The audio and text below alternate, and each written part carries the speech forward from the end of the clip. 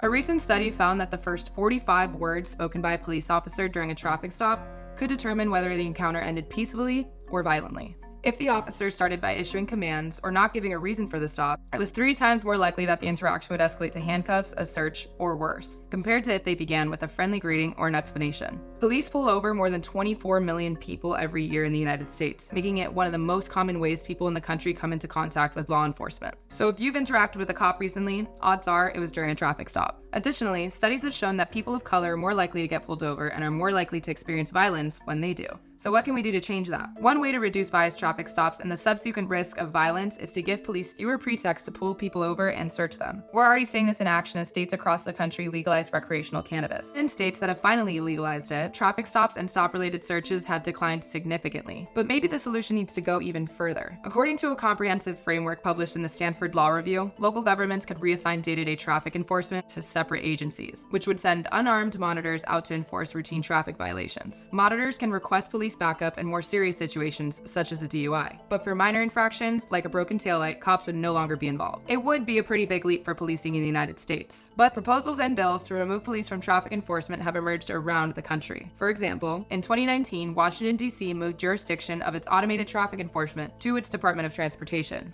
In 2021, the City Council of Berkeley, California passed a proposal to create a transportation department and shift traffic and parking enforcement away from the police, but a bill required to give it any teeth is stuck in state legislator limbo. There's a long way to go before cops are no longer involved in traffic enforcement, but there's plenty of hope. If we could just think bigger and apply the same model to depolicing traffic stops, lives could be saved.